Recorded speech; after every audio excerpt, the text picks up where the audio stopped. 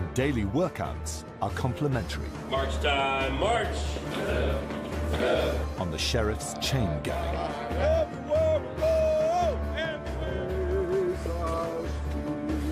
In the sweltering Arizona heat, Sheriff Arpaio wants his guests to be so happy to leave, they'll never return.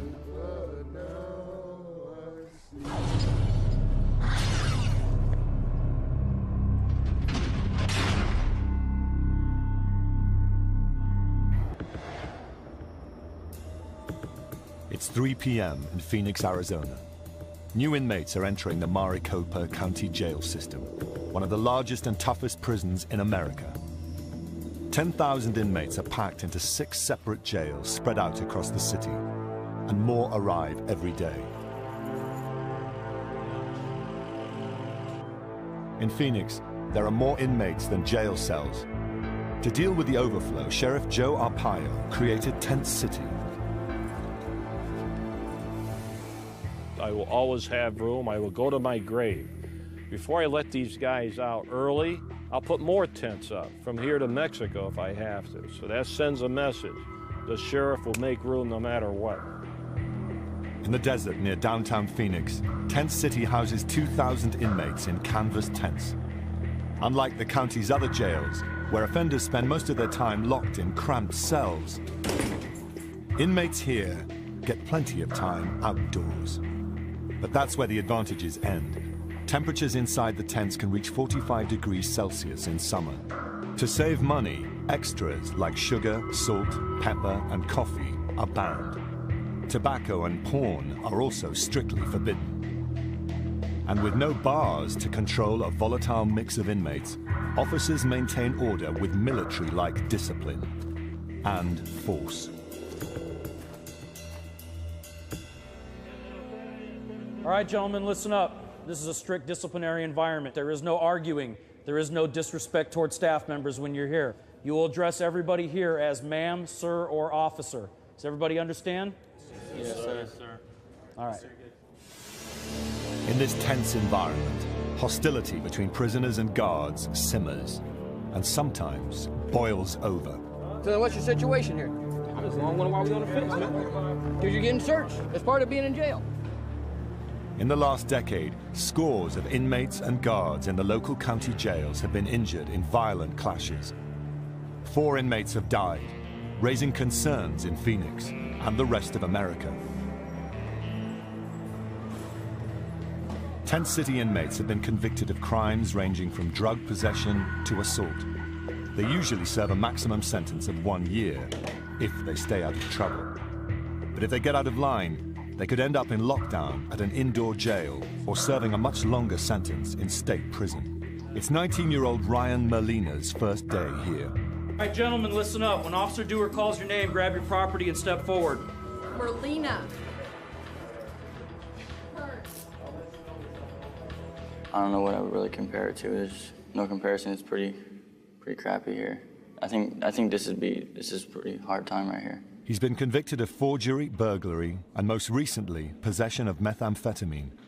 A meth user since he was 12, Ryan Molina has spent his teen years in and out of juvenile detention. This is his first time in the adult system. In exchange for pleading guilty, the court offered Ryan a deal. If he behaves himself, he'll serve just 6 months at Tent City. But if he messes up, he'll get 12 years in state prison. I was not expecting this when you gave me jail, huh? No.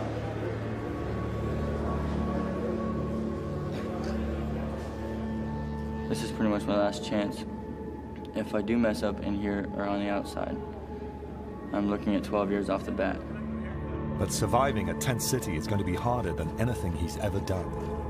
The 19-year-old is surrounded by a range of criminals, from shoplifters to convicted killers. And living conditions are harsh. He gets a bedroll, a sheet, and a bunk in a tent with 21 other prisoners. Welcome to the tent, bro. His main motivation to behave and get out of jail is to see his son, who was born while he awaited sentencing. 2113. I think about my child a lot. I think about what's going to happen if I don't change my ways. I grew up without a father, and yeah, I wouldn't want that to happen to him. Recently, Ryan's mother and girlfriend cut ties with him because of his drug use. At Tent City, he's also on his own. Veteran jailer Sergeant Mendoza has worked for a decade in Phoenix jails, including 2 years at Tent City. Like his fellow officers, he enforces zero tolerance for rule breakers. Sir, you need to get your shirt on before you step out of your tent. Mendoza is on the front line in the battle against the illegal trade in contraband. But he faces a constant challenge to his authority, the racial groups that dominate Tent City. Unfortunately, everything out here is organized by race. When a new inmate comes into our system, they'll be approached by someone from their race who will explain to them what the rules and expectations are out here. The #1 rule is to stick to your own ethnic group. Each group has its own seating area and name. African Americans are called kinfolk. Mexicans, paisas. Mexican Americans, Chicanos. Native Americans, chiefs. And the whites are called the Woods.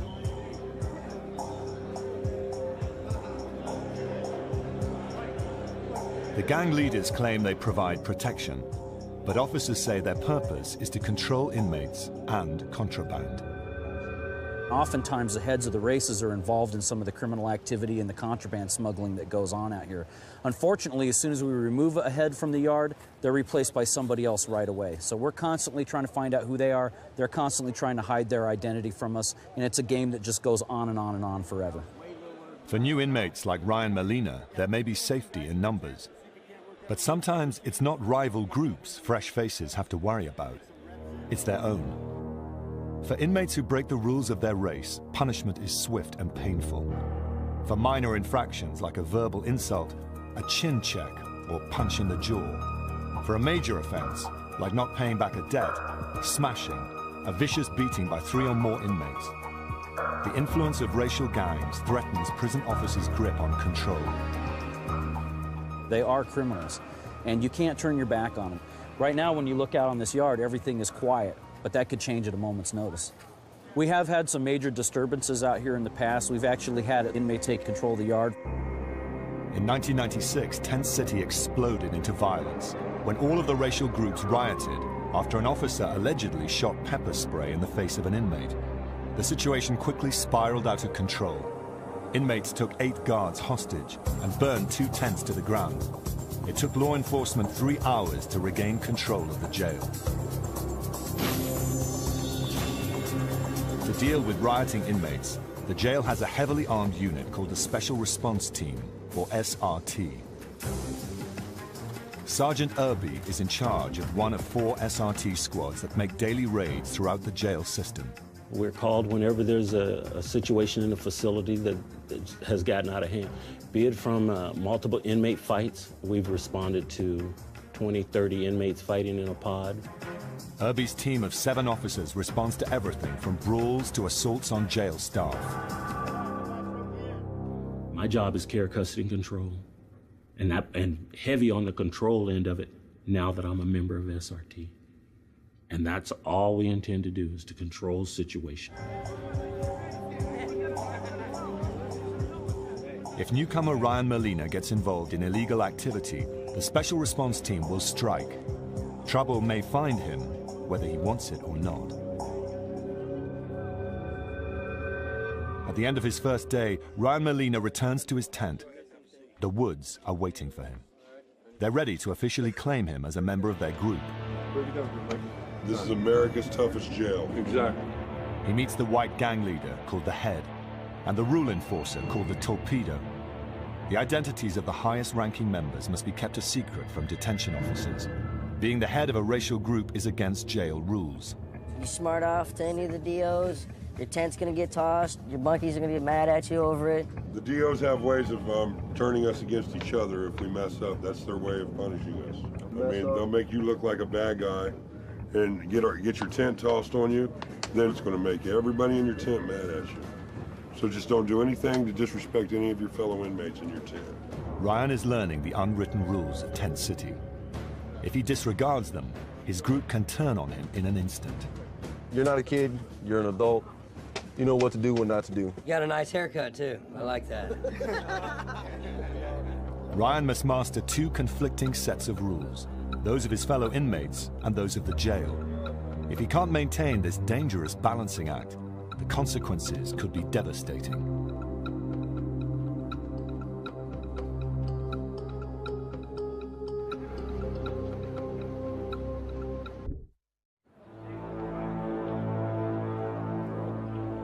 It's 5 a.m. at Tent City in Phoenix, Arizona.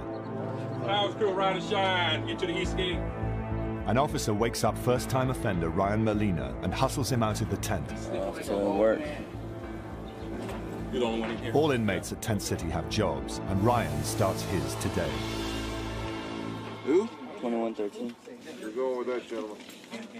He'll be serving food to inmates at the nearby Towers Jail, just across the parking area from Tent City.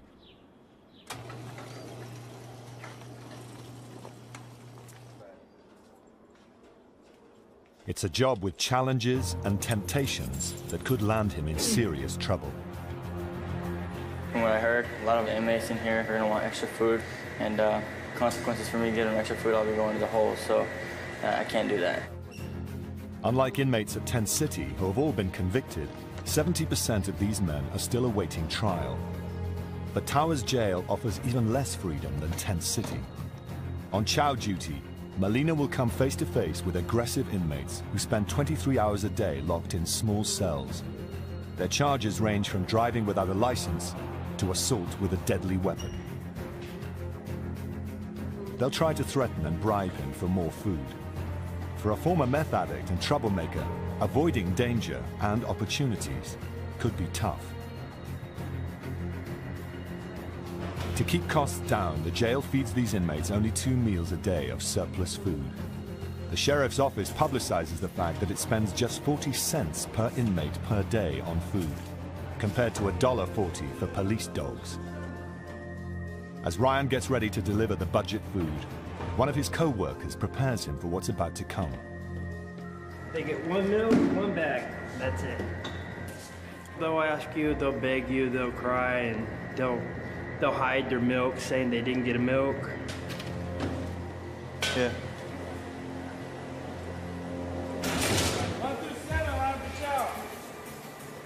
Ryan steels himself. To keep things in order, inmates are ordered to line up in single file. A detention officer carefully checks each prisoner's ID to make sure they only get 1 bag of food.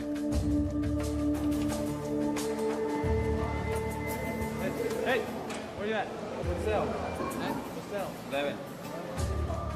Under the officer's watchful eye, things go smoothly at first.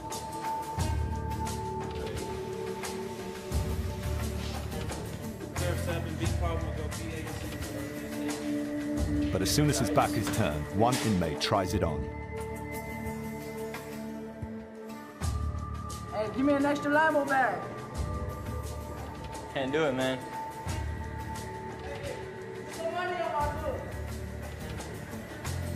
Can't do it, dog. Ryan passes his first test, and things are calm for the moment. But just around the corner, Sergeant Irby and the Special Response Team prepare for a surprise raid. Don't provoke anybody. It's part of a program of random searches to keep control throughout the county jails. They're on a constant lookout for weapons and contraband that fuel inmate violence over black market tobacco and drugs. Watch your use of force. Okay. Sergeant Irby gives the signal. Go. And the team moves in.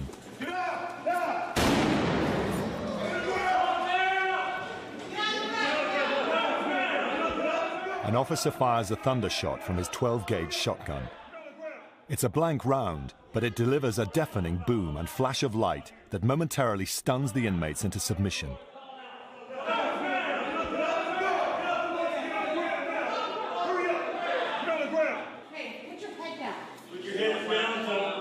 Put your hands on your head, sir. Send him down.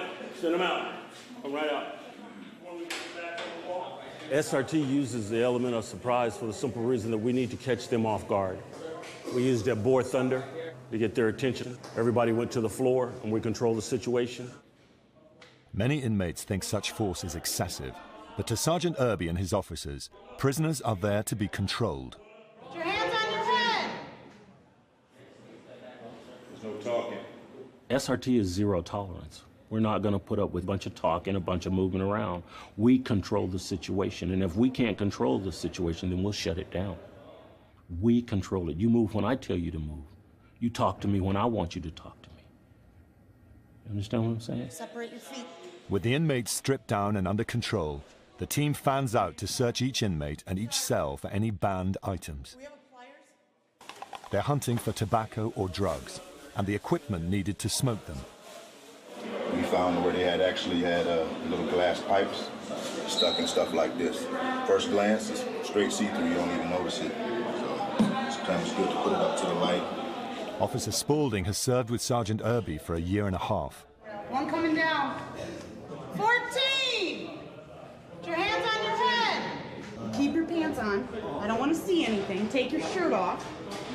She knows that keeping nearly 100 inmates in line is a dangerous business, and she takes her responsibility seriously.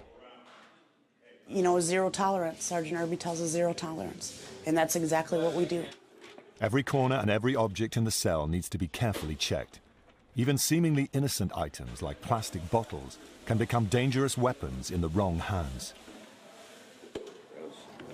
So sometimes what they like to do is they take the cleaner and douse an officer with it, especially if it's bleach. So anything that is not in its original container is going to be considered contraband.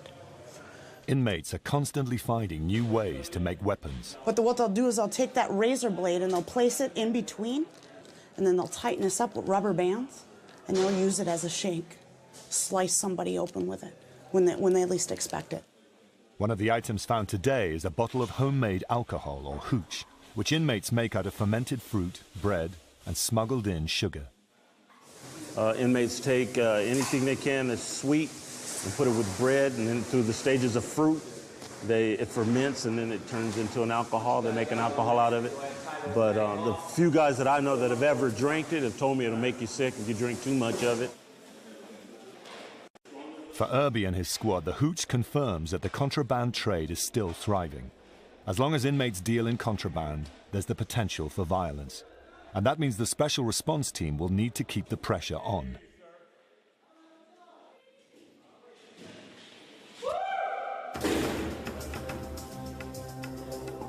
Edward Ramirez is used to the raids. This is his fourth stint in county jail for crimes ranging from petty theft to assaulting his estranged wife's boyfriend. Now, he's near the end of a 4-month sentence for violating parole. I've been in and out of the system. I've been in here from cases of aggravated assault, theft of means of transportation, forgery, to selling drugs, carrying concealed weapons. You know, I lived on the streets, and when you live on the streets, there's a lot of things that you do to survive.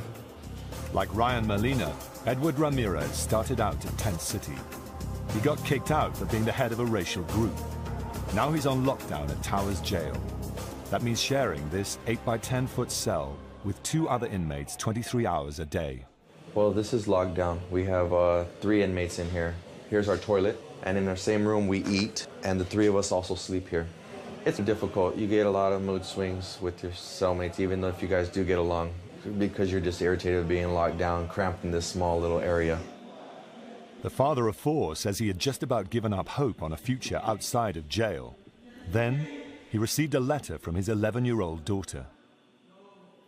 Hi, Daddy, I miss you so much. I get sad sometimes, but I know that I have to be strong for the babies, so I cry in my room at night. How long do you have to stay in the hole? You will always be in my heart forever and ever. Hope you get out soon. But there's only one way out of lockdown: the chain gang. Inmates on the chain gang work long hours outside in the desert heat, doing jobs like cleaning up roadside rubbish and digging graves. Many inmates can't take the heat and quit.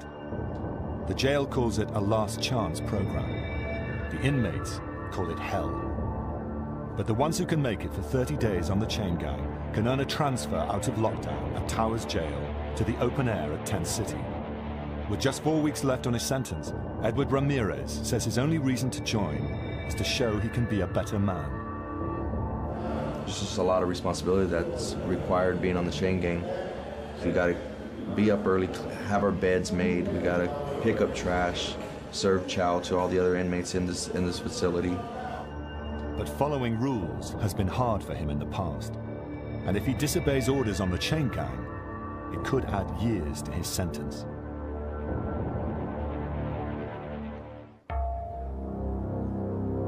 Meanwhile, it's Ryan Molina's second week at Phoenix Jail's Tent City.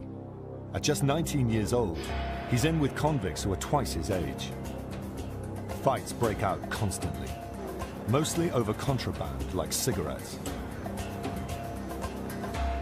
The tobacco in the yard, it creates a problem because now the races are fighting for the right to sell it, the right to move it, and the right to have it. For officers like Sergeant Irby, cracking down on contraband is a daily struggle. At times, only 2 officers patrol the entire yard of 800 inmates. This means there are plenty of ways for enterprising prisoners to bring contraband into the yard. There are hundreds of inmates out there on the yard, but hundreds go to work.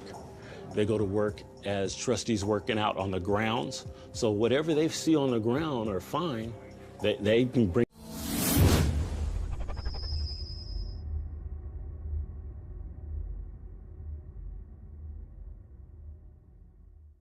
that back. If Ryan Molina plans on being free in 6 months, he'll need to steer clear of the contraband trade. The strategy is pretty much just to lay low and keep to myself. I mean, there's a few people that I talk to, but pretty much not get in debt with anybody and just get through my time as quick as possible. But that won't be easy. He now spends all his time with a white racial group called the Woods. The group provides him with protection, and in the open spaces of Tent City with no place to hide, he needs all the protection he can get. But being accepted by the whites-only Woods gang is a double-edged sword. Several members of the Woods are active contraband dealers, and they have ways of drawing new recruits into the trade. Today, another inmate called Tripod invites Molina to join in a game of cards. Inmates usually gamble for fun, but sometimes for contraband. If young Ryan ends up in debt, he may have to pay up by performing a risky service for other inmates, like smuggling black market goods. What starts as a friendly game turns tense when the newcomer starts losing. I think you switched the books up though, dog. Because it was that book right there. It was that book right there, though, dog. I know. How am I supposed to know which one's first? How am I supposed to know? Because that's the thing. Nobody says spades is a clean game. When there's items on the table, I'm all about winning. But Ryan doesn't realize that Tripod is being closely watched by detention officers. The word on the yard is that Tripod is a major player in the illegal tobacco trade. What tent you live in, sir? Yeah, so you were in the wrong yard, weren't you? Yes, sir. Okay, so you're in the wrong yards. Why don't you go ahead and jump up on the fence over there? Look at Tripod. What's up, Tripod? What'd you do, Tripod? See what else you got on you. Officers search him at every opportunity. Anything else? No, you need sir. to know about? No, What's sir. that? Put that in your pocket. Let me see it. It's been smoking again. Let me see your hands. They check his fingernails for nicotine stains. No smoke on my yard, sir. It's a good way to go away. If Ryan gets lured into illegal activity, under the terms of his court deal, his short jail term could turn into 12 years in prison. But at Tent City, it's hard to avoid trouble. Edward Ramirez thinks he's found a way. The sheriff's chain gang. Like all county inmates, he prepares for his day by putting on the special jail-issue pink. According to Sheriff Arpaio, inmates were stealing the standard white undergarments, so he had them all dyed, along with all the sheets, towels, and handcuffs. And there's another reason for his unique choice of color. Why make them wear pink underwear? Why pink? Because they hate pink, at least in this county. Why would you give them a color they like? Also, we have pink handcuffs, so everything's pink. All right, 10-1, step forward. At 5 a.m., Edward Ramirez and 12 other inmates begin the shift. Officers shackle them with ankle chains to limit their movement and chances of escape. March time, march! Inmates on the chain gang have to learn 4 different chants. They're supposed to help them keep in step and build morale. Remember, always go left every time. Down doing 30! Down doing 30! 'Cause I'm doing 30! 'Cause I'm doing 30! Gotta get my life straight! Gotta get my life straight! Forward back in intake! Forward back in intake! For the next 8 hours, they'll work in the searing desert heat.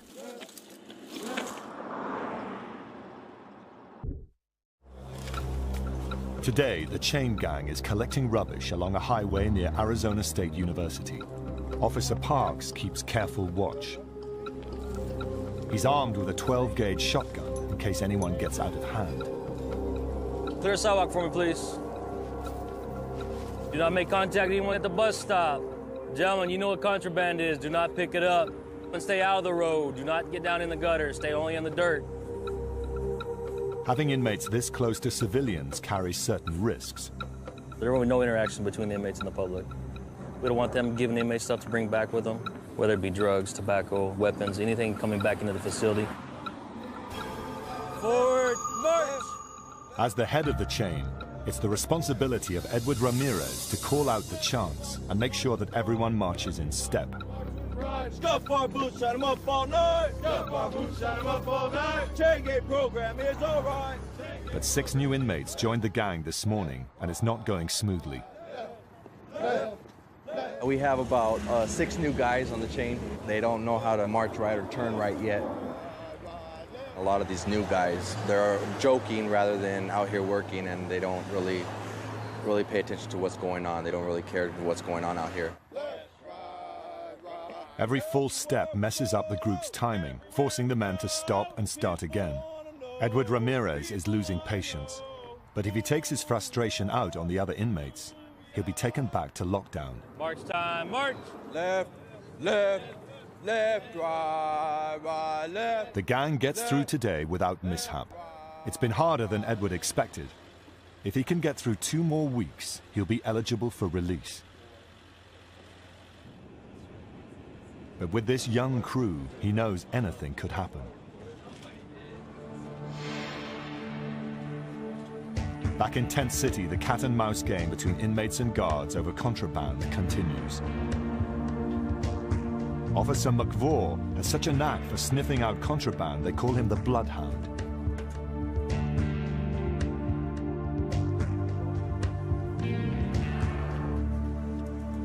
In the open environment of Tent City, tobacco could be anywhere.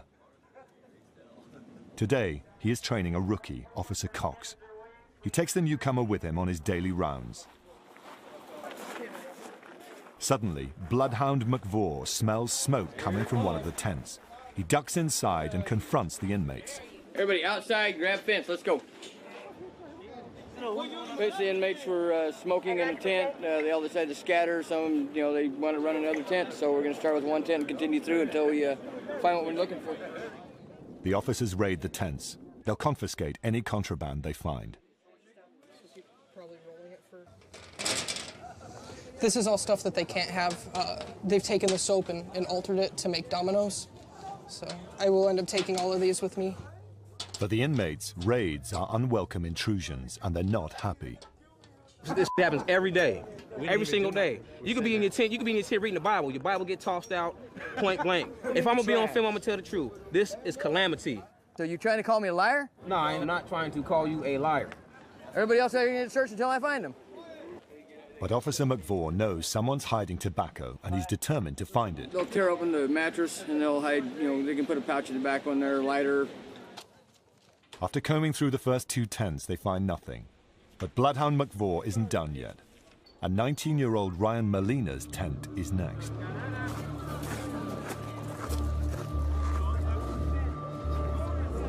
Why don't you guys mind your own business and sit in your bunks? Now Ryan, Tripod, and the other inmates have to wait. while their tent is taken apart and thoroughly searched. At 7:30 in the morning, they tell me to wake up so they can toss all my stuff. Yeah, I do get kind of upset about that, you know what I'm saying? Compared to a traditional jail cell, a tent and the grounds outside offer many unusual hiding places, and the officer they call the Bloodhound knows them all. Illegal tobacco can be hidden under rocks, stashed in tent folds, or wedged behind support poles. The Bloodhound sends his rookie up high to check the top of the tent frame. Check the lights.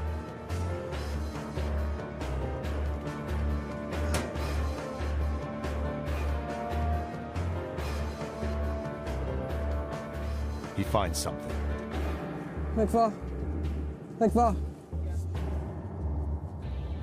On top of the light fitting, there's a small plastic pouch.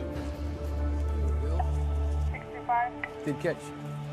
They put them in the fingers of gloves to help hide them better. And they'll sell them to each other for commissary items, candy bars, and things like that.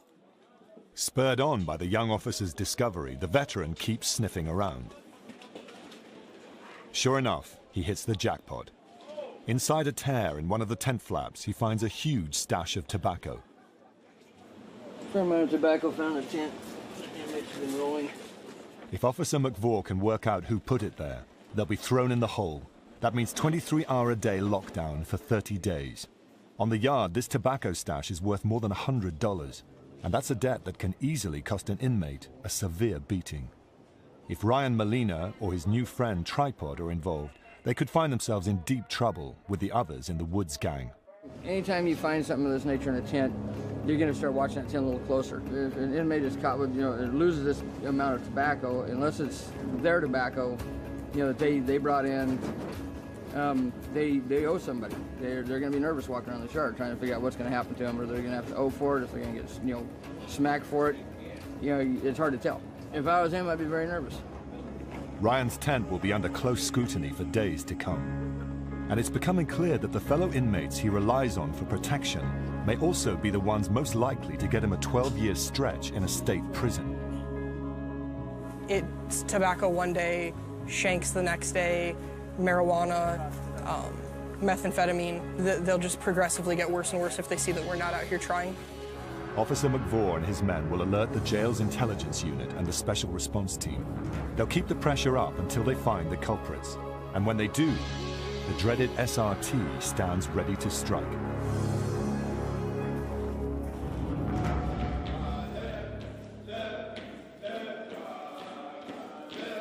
Meanwhile, Edward Ramirez has been on the Phoenix jail chain gang for 3 weeks. When we march with pride. When we march with pride. Stuff our boots and them up all night.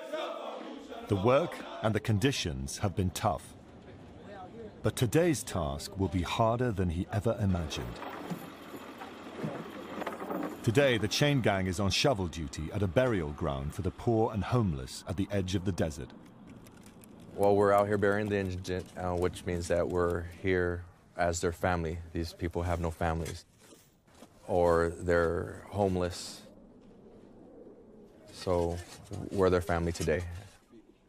The inmates unload the coffins from a transport van and take them to the graves.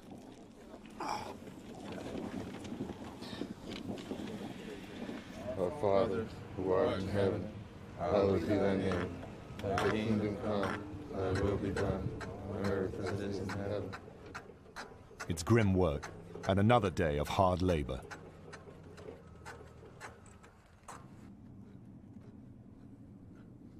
And the next burial catches Ramirez off guard. The deceased is a baby abandoned by its parents.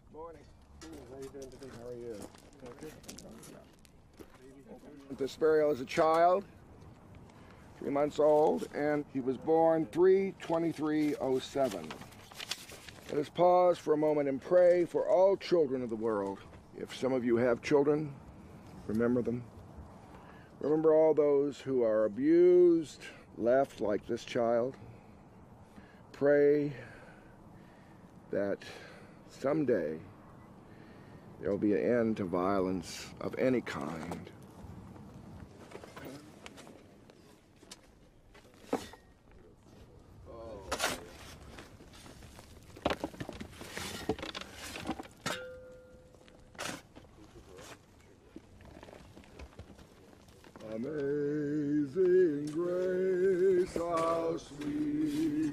awesome.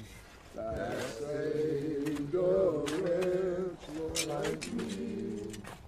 It kind of touched us all, having to bury a child this morning. So it was pretty difficult, pretty emotional for that.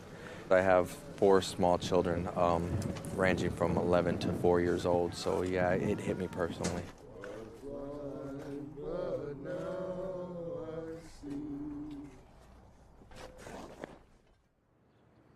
Back at Tent City, 19-year-old Ryan Molina hasn't seen his family since he was locked up. But today he's had some good news. His mother, who had all but given up on him after his arrest, has had a change of heart. Today she's coming to visit him for the first time. I'm nervous, man. I'm nervous. I haven't seen her in a while. He knows that his only chance of being a father to his newborn son depends on convincing his family that he can be trusted and staying out of trouble.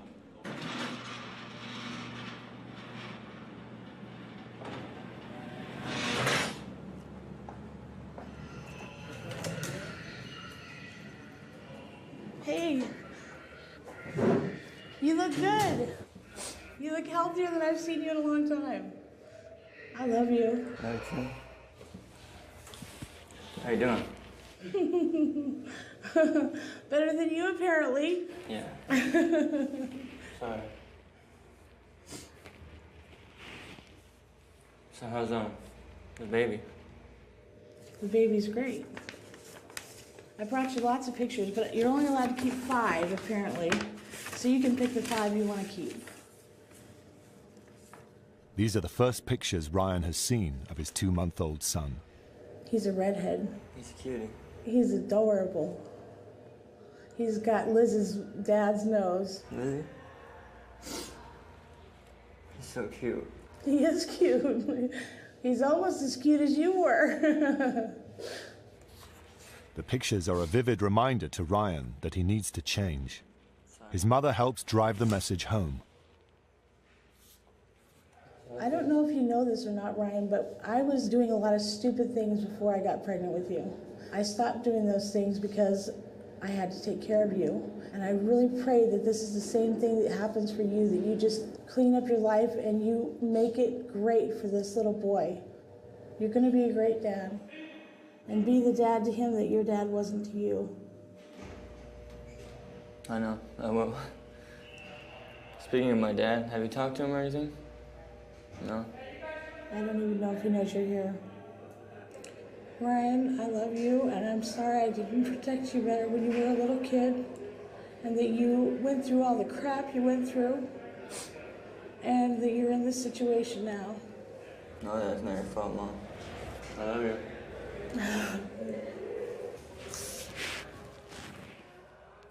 Tell Ashley I love her, and the rest of the family. Alright? Tell the rest of the family I love them. I will. And you need to start sending letters. I will. I love you, Mom. Give me a hug. I love you. Give me a kiss. I love you.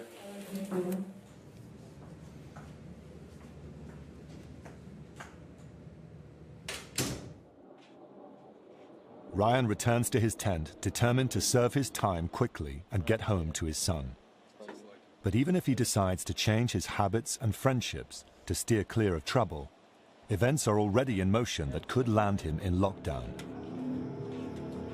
Working on a tip-off, 2 undercover officers with the jail's intelligence unit have just discovered a huge stash of tobacco hidden in a skip at the edge of Tent City. They think the stash belongs to 2 inmates in the whites-only Woods gang.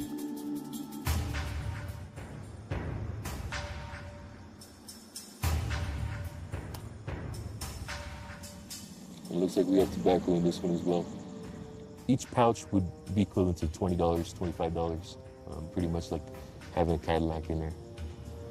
For the intelligence unit, it's a significant result, one that could break the back of the Woods contraband ring. The next day, in a meeting room adjacent to the tents, the intelligence unit briefs Sergeant Irby and the special response team. They show him photos of the suspects, including the Woods. All white prisoners will be searched. Anyone caught with tobacco will be hit with 23-hour lockdown. These 4 individuals are bringing in contraband on the yard. I've handed my officers the individuals that we need to extract. They know that that's who they're in charge of extracting. Make sure that we get them off the yard immediately. Once they've identified and pulled the individuals that are to be extracted, Officers Chavez and Deathrage will be responsible for rolling up their property. We're gonna ID, pull them, strip them down to their boxers and their sandals, all right? Let's do this. Armed with 12-gauge shotguns and pepper spray, the Special Response Team moves out to confront the group. Hit that tent.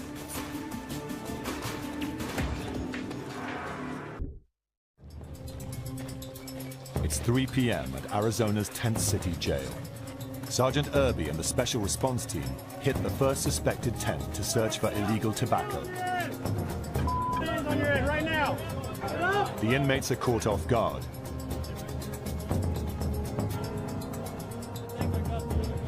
The Special Response Team pulls 4 suspects off the yard. Take him to the day room. And they're not finished yet.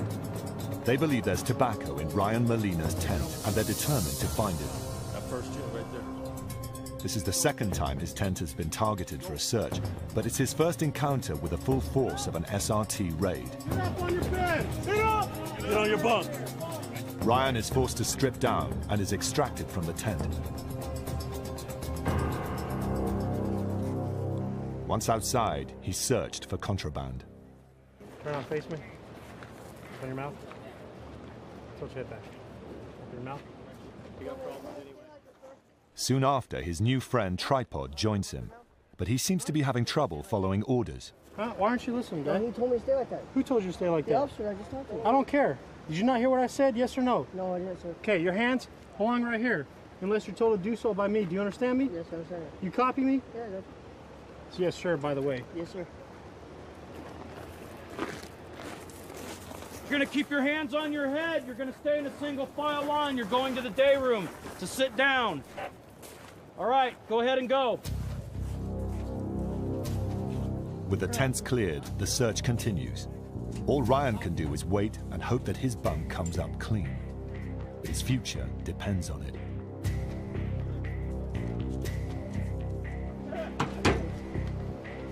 It is like clockwork. If you do something enough, you get good at it, and it's something that we do quite a bit out here. Sergeant Irby has been on the job long enough to know that contraband could be hidden anywhere. He and his team are prepared to search high and low.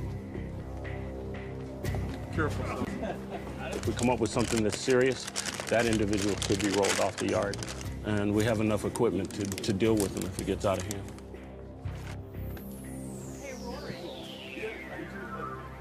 Take that pencil and poke it and let it dump on the ground. Yes, ma'am. What is it? It's sugar? Yeah, looks like it. Yeah, it's sugar. Sugar's the no-no here. He took away the salt and the pepper and the sugar. He took away that The stuff. sheriff took all that stuff away. After an exhaustive 3-hour search, no tobacco is found. Once again, it seems Ryan and his fellow inmates have dodged a bullet. But there's one thing both the inmates and officers can count on. This raid won't be the last. They saw the force that came today to look for that contraband. And a lot of times inmates forget that we have that many officers, if even more, that we could bring on this yard in a heartbeat. It'll calm down the yard at least for 2 or 3 weeks. Before they realize, okay, they're not around anymore, we'll start trying to play our games again. And then within a month, month and a half, we'll all be back out here again. Ryan Molina has survived his first SRT raid. If he can avoid trouble for the next 90 days, he'll leave Tent City and begin a 2-month drug rehab program. I learned that you really don't have any control over what you do, and SRT and come in here, do what they want, random searches, whatever. My strategies, and just listen to the DOs, do what they say, cooperate with them, follow the rules, keep to myself, don't get in any fights, try and stay out of trouble as much as I can. I do look forward to getting out of here soon.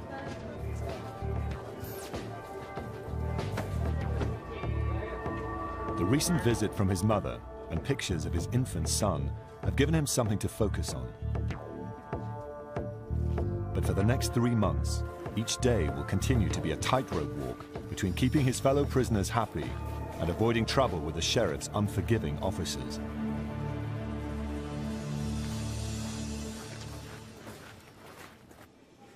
For Edward Ramirez, the dangers of prison life are over for now. After serving 4 months in jail for violating parole, it's time for his release. Ramirez, step out. Date you were arrested? December 30th, 06. There's little chance of patching things up with his estranged wife, but he's looking forward to seeing his children and making up for lost time. Okay, that door in front of you will open up automatically. When it opens up automatically, walk in it, go straight across to the other door. Listen for the door, you'll hear a click. When you hear a click, push it open, head off to the left, okay? He's told his entire family that he's getting out of jail this morning. He doesn't expect his wife to show up, but he hopes his parents will be waiting for him when he steps outside.